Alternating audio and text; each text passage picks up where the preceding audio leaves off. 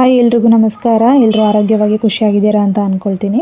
ಇಲ್ಲಿ ನಾನು sweet ಪೊಟ್ಯಾಟೋನ cut ಮಾಡ್ಕೊಳ್ತಾ ಇದ್ದೀನಿ. ಇದನ್ನು ನಾನು ಸ್ವೀಟ್ ಪೊಟ್ಯಾಟೋನ ಯೂಸ್ ಮಾಡಿಕೊಂಡು ಒಂದು ಪರೋಟ ರೆಸಿಪಿಯನ್ನು ತೋರಿಸ್ತಾ ಇದ್ದೀನಿ. ಯೂಶ್ವಲಿ ಕೆಲವು ಮಕ್ಕಳು ಸ್ವೀಟ್ ಪೊಟ್ಯಾಟೋನ ಸೇವಿಸ್ತಾರೆ, ಕೆಲವು ಮಕ್ಕಳು ಸ್ವೀಟ್ ಪೊಟ್ಯಾಟೋನ ಸೇವಿಸಲ್ಲ, ಇಷ್ಟಪಡೋದಿಲ್ಲ. ಸೊ ಅಂಥವ್ರಿಗೆ ಈ ರೆಸಿಪಿ ಅಂತ ಹೇಳ್ಬೋದು. ಸೊ ಇಲ್ಲಿ ನಾನು ಸ್ವೀಟ್ ಪೊಟ್ಯಾಟೋನ ಬಾಯ್ಲ್ ಮಾಡ್ಕೊಳ್ತಾ ಇದ್ದೀನಿ ಉಪ್ಪು ಹಾಕಿ. ಯಾರು ಸ್ವೀಟ್ ಪೊಟ್ಯಾಟೋನ ಸೇವಿಸಲ್ಲ ಅಂಥವ್ರಿಗೆ ಈ ರೆಸಿಪಿನ ಟ್ರೈ ಮಾಡಿ ಖಂಡಿತ ಸೇವಿಸ್ತಾರೆ ಅಂತಲೇ ಹೇಳ್ಬೋದು.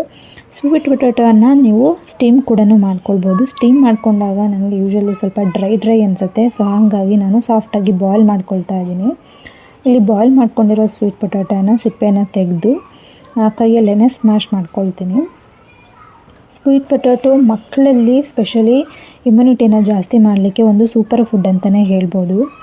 ಸೊ ಸ್ವೀಟ್ ಪೊಟ್ಯಾಟೋನಲ್ಲಿ, ಸಿಹಿಗೆಣಸಿನಲ್ಲಿ vitamin A, vitamin C, beta carotene, potassium ಎಲ್ಲ ಇರೋದ್ರಿಂದ ಮಕ್ಕಳ ಸ್ಕಿನ್ ಮತ್ತು ಐಸಿಗೆ ಬಹಳ ಒಳ್ಳೆಯದಂತಲೇ ಹೇಳ್ಬೋದು.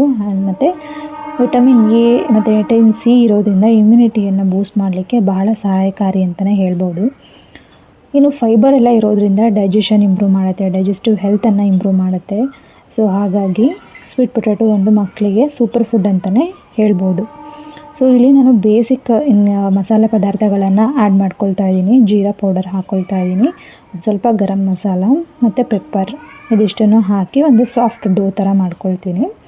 ಇನ್ನು ದೊಡ್ಡವರಿಗೆ sweet potato vitamin A, vitamin C ಎಲ್ಲ ಇರೋದ್ರಿಂದ ದೊಡ್ಡವರ ಇಮ್ಯುನಿಟಿ ಕೂಡ ಇಂಪ್ರೂವ್ ಮಾಡ್ಕೊಳ್ಬೋದು. ಮತ್ತು ಪೊಟ್ಯಾಷಿಯಮ್ ಎಲ್ಲ ಇರೋದ್ರಿಂದ ಹಾರ್ಟ್ ಹೆಲ್ತ್ ಇಂಪ್ರೂವ್ ಮಾಡ್ಕೊಳ್ಳೋದಕ್ಕೆ, ಮತ್ತು ಫೈಬರ್, ಪೊಟ್ಯಾಷಿಯಮ್ ಎಲ್ಲ ಇರೋದ್ರಿಂದ ಕೊಲೆಸ್ಟ್ರಾಲ್ ಅಂಶವನ್ನು ಕಡಿಮೆ ಮಾಡ್ಕೊಳ್ಳೋದಕ್ಕೆ ಭಾಳ ಸಹಾಯಕಾರಿ ಅಂತಲೇ ಹೇಳ್ಬೋದು. ಮತ್ತು GI ಇಂಡೆಕ್ಸ್, ಗ್ಲೈಸೆಮಿಕ್ ಇಂಡೆಕ್ಸ್ ಕಡಿಮೆ ಇರೋದ್ರಿಂದ ಬ್ಲಡ್ ಶುಗರ್ ರೆಗ್ಯುಲೇಷನ್ಗೆ ಇದು ಬಹಳ ಸಹಾಯಕಾರಿ. ಶುಗರ್ ಇರೋರು ಕೂಡ ಈ ಸಿಹಿಗೆಣಸನ್ನು ಸೇವಿಸ್ಬೋದು. ಯಾಕೆ ಅಂದರೆ ಇದರ ಗ್ಲೈಸೆಮಿಕ್ ಇಂಡೆಕ್ಸ್ ಬಹಳ ಕಡಿಮೆ ಇರುತ್ತೆ. ಸೊ ಹಾಗಾಗಿ ಶುಗರ್ ಇದ್ದವರು ಕೂಡ ಈ ಸ್ವೀಟ್ ಪೊಟ್ಯಾಟೋವನ್ನು ಖಂಡಿತ ಸೇವಿಸ್ಬೋದು. ಸೊ ಇಲ್ಲಿ ನಾನು ಚಪಾತಿ ಲಟ್ಟಿಸ್ಕೊಳ್ತಾ ಇದ್ದೀನಿ. ಒಂದು ಮೀಡಿಯಮ್ ಸೈಜು ಚಪಾತಿ ಥರ ಲಟ್ಟಿಸ್ಕೊಂಡು ಅದರೊಳಗಡೆ ಈಗ ಸ್ಟಫ್ಡ್ ಪರಾಟ ಎಲ್ಲ ಹೇಗೆ ಮಾಡ್ತೀವಿ ನಾವು ಅದೇ ಥರ ಇಲ್ಲಿ ಒಂದು ಚಪಾತಿನ ಲಟ್ಟಿಸ್ಕೊಂಡು ಅದರ ಮಧ್ಯದಲ್ಲಿ ಒಂದು ಸ್ವೀಟ್ ಪೊಟ್ಯಾಟೋ ಏನು ಡೋ ಥರ ಮಾಡ್ಕೊಂಡಿದ್ವಿ ಅದರ ಇದರ ಮಧ್ಯದಲ್ಲಿಟ್ಟು ಅದನ್ನು ನೀವು ಪರೋಟ ಥರ ಮಾಡ್ಕೊಳ್ಬೋದು. ನನಗೆ ಮಧ್ಯದಲ್ಲಿಟ್ಟು ಏನು ಕ್ಲಾಸಿಕಲ್ ಪರಾಟ ಹೇಗೆ ಮಾಡ್ತಾರೆ ಆ ರೀತಿಯಲ್ಲಿ ಮಾಡ್ಲಿಕ್ಕೆ ಬರಲ್ಲ. ಯಾಕಂದರೆ ಅದನ್ನು ಲಟ್ಟಿಸುವಾಗ ಕಿತ್ತೋಗೋ ಅಂಥದ್ದು ಅಥವಾ ಡೋ ಆಚೆ ಬರೋ ಅಂಥ ಏನು ಸ್ಟಫಿಂಗ್ ಏನಿರುತ್ತೆ ಅದು ಆಚೆ ಬರೋವಂಥದ್ದು. ಸೊ ಈ ರೀತಿ ಎಲ್ಲ ಆಗುತ್ತೆ. ನಾನೇನೋ ಕುಕ್ಕಿಂಗಲ್ಲಿ ಎಕ್ಸ್ಪರ್ಟ್ ಅಲ್ಲ. ಸೊ ಹಾಗಾಗಿ ನಾನು ಈ ರೀತಿಯಲ್ಲಿ ಟ್ರಯಾಂಗಲ್ ಶೇಪಲ್ಲಿ ಕಟ್ ಮಾಡಿಕೊಂಡು ಅದರೊಳಗಡೆ ಸ್ಟಫ್ ಮಾಡಿಕೊಂಡು ಅದನ್ನು ಮತ್ತೆ ರ್ಯಾಪ್ ಮಾಡಿಕೊಂಡು ಚಪಾತಿ ಥರ ಲಟ್ಟಿಸ್ತಾ ಇದ್ದೀನಿ. ಸಾಫ್ಟಾಗಿ ಲಟ್ಟಿಸ್ಬೇಕು, ತುಂಬ ಪ್ರೆಷರ್ ಹಾಕಬಾರ್ದು. ಸೊ ಈ ರೀತಿಯಲ್ಲಿ ಲಟ್ಟಿಸ್ಕೊಂಡು ನಾನು ಹೆಂಚಿನ ಮೇಲೆ, ಬಿಸಿ ಹೆಂಚಿನ ಮೇಲೆ ಹಾಕಿ ಬೇಯಿಸ್ಕೊಳ್ತಾ ಇದ್ದೀನಿ. ಮಕ್ಳಿಗೆ ಮಾಡುವಾಗ ತುಪ್ಪ ಯೂಸ್ ಮಾಡಿ. ಯಾಕಂದರೆ ವಿಟಮಿನ್ ಎ, ಸಿ ಇದೆಲ್ಲ special vitamin A, beta carotene ಇದೆಲ್ಲ ಅಬ್ಸಾರ್ಪ್ಷನ್ ಆಗಬೇಕು ಅಂದರೆ ಫ್ಯಾಟ್ ಮೀಡಿಯಾ ಬೇಕಾಗುತ್ತೆ.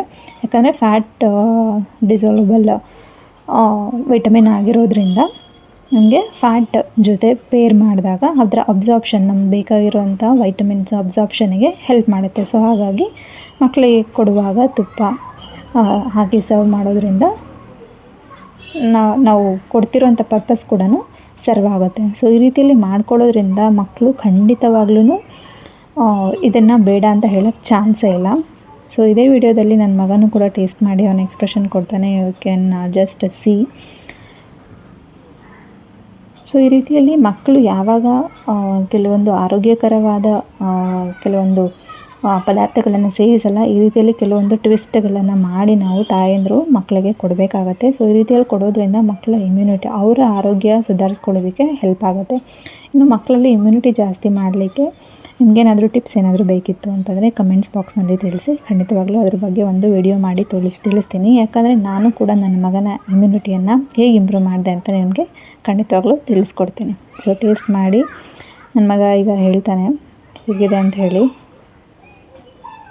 ಅವನು ಏನೇನೋ ಹೇಳ್ತಾ ಇದ್ದಾನೆ, ವಿಡಿಯೋದಲ್ಲಿ ರೆಕಾರ್ಡ್ ಮಾಡಿಲ್ಲ. ಸೂಪರಾಗಿದೆ ಅಂತ ಹೇಳ್ತಾ ಇದ್ದಾನೆ.